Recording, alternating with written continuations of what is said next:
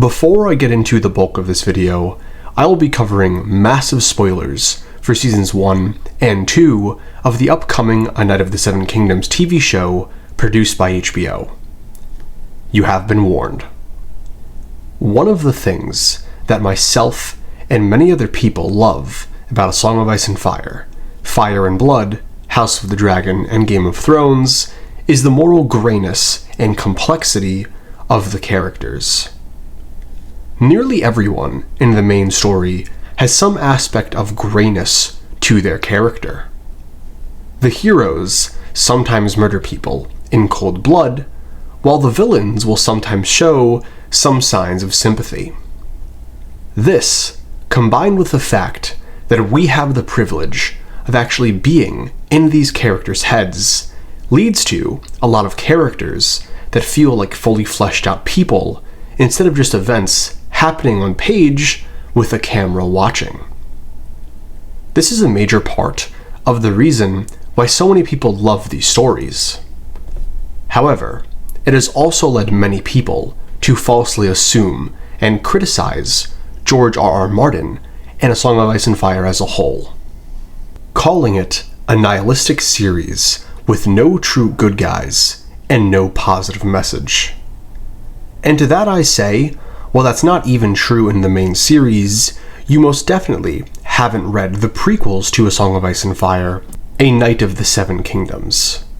Because if you had, you would know that it contains one of the most hopeful, earnest, and quality individuals that I have ever seen in any story, period. And this character, acting in such a kind and altruistic manner, leaves you with such a long-lasting impression due to the fact that the broader A Song of Ice and Fire world is very cruel, unforgiving, and realistic. And the man that I am talking about is none other than Sir Duncan the Tall, or as he likes to put it, Dunc the Lunk. Dunc starts the story off as nothing, the lowest of the low. He is an orphan born in Flea Bottom. He grew up in the back alleys and waste of King's Landing, having to fight every day to survive, not having a proper home, parents, source of food, or moral compass to ground him. By his own admission, Dunc was a little monster that would sometimes sell or even dump pieces of dubious meat into the local pot shops that made the bowls of brown. Dunc never knew his parents. It may be that he is a bastard. He believed his father might have been a criminal, and once hoped to someday go to the north and eventually the Wall, where he could perhaps meet some tall old man who looked like him. However, luckily enough, as a young man he was taken into Squire for a hedge knight named Sir Arlen of Pennytree. And it was during these roughly 10 years that Sir Arlen of Pennytree raised Dunc as his own, traveling all around the continent and teaching him how to be not just a true knight, but a proper man. And this aspect of Dunc's character is something that's so simple, and yet it makes him so special. Sir Duncan the Tall is just simply a good man. His beliefs are idealistic, and yet that makes him exceptional. He believes in standing up for the little guy, putting your best foot forward, being loyal to your beliefs, looking out for other people, and generally trying to keep the peace and make other people happy. And there are two major instances throughout the first two novellas that point to just how exceptional Dunc's simple way of thinking truly is. Early on in Novella 1, and what will be Season 1 of the TV show, a Targaryen prince named Aerion Brightflame is twisting and breaking a girl's hand and fingers simply for having a dragon in a puppet show. This is a disgusting and vile act.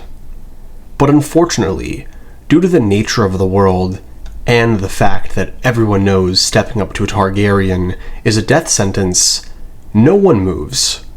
They see the gray in the world, and this causes them to freeze. But not Dunc. Dunc, noticing that an innocent person is being harmed, steps in without a second's care for his own well-being, and absolutely throttles Aerion Brightflame. And this moment is something that genuinely caught me by surprise. As we've covered previously, in the A Song of Ice and Fire world, most characters are gray, and most characters understand and recognize the grayness that exists in the world. This causes many characters in the main series to act in a logical way for each specific situation.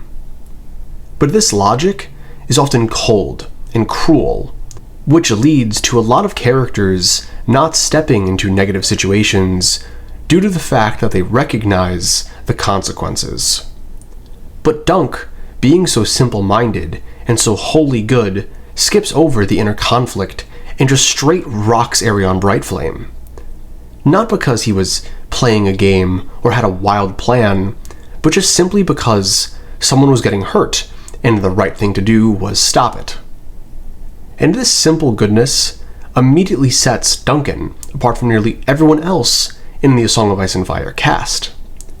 He's a character that is simply a good man who stands up for the right thing. And this goodness actually does have a bit of a ripple effect, because later on in the Tourney of Ashford, he reminds people of what they have forgotten, and inspires genuine pride in the knights and princes around him. With that being said, my personal favorite moment from Dunc thus far comes at the end of Novella 2, The Sworn Sword. To my surprise, many people actually don't like The Sworn Sword, but personally, I absolutely adored it, and I would consider it not only one of my favorite A Song of Ice and Fire related works, but just in general, one of my favorite stories ever. The backdrop for The Sworn Sword is a very simple issue, especially in comparison to the usual issues that we are used to dealing with in the A Song of Ice and Fire universe. A year and a half after the Hedge Knight, Westeros is reeling from a drought and plague.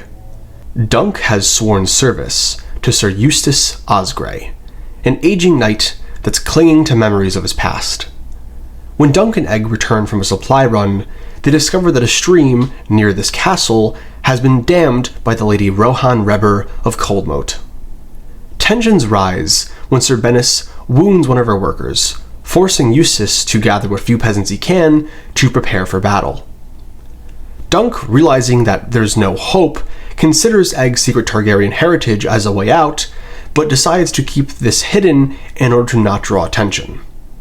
But then, a haunting dream of loss makes Dunc press and find another solution. So he offers to negotiate with Rohan himself at Coldmoat. He learns that the river was lawfully granted to House Weber after the Blackfire Rebellion, stripping it from Osgray as punishment for the rebellion.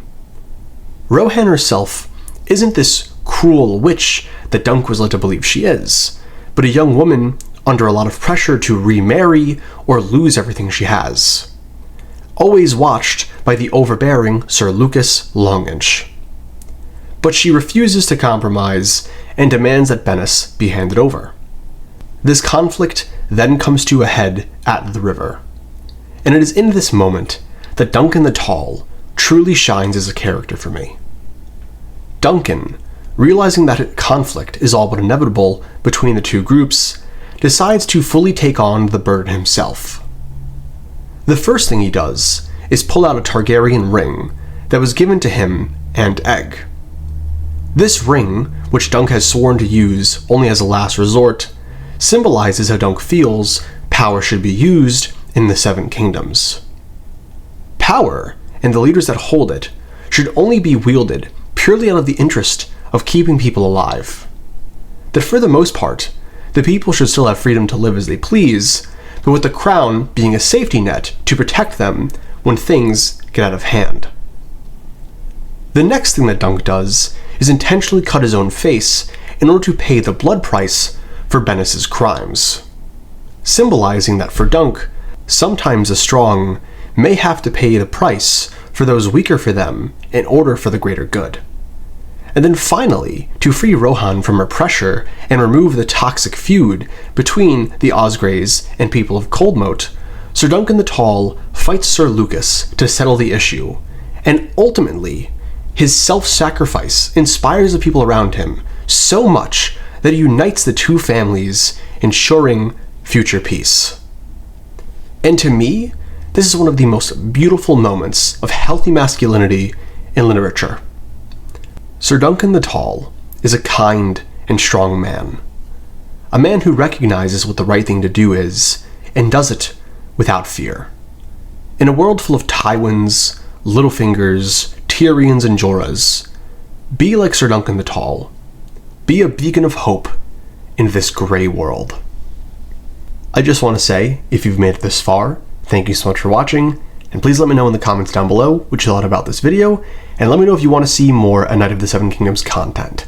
I've been absolutely loving reading these novellas, and I'm probably going to finish the Mystery Knight tomorrow, or today, depending on when you're watching this video. But again, thank you so much for watching, and please let me know what kind of content you want to see in the future. And regarding that, the next book series I'm going to be reading is Dune. So if you would like some Dune-related content, please let me know in the comments down below, and I'll do it, because I'm excited. Again, thank you for watching, and have a great day. Peace.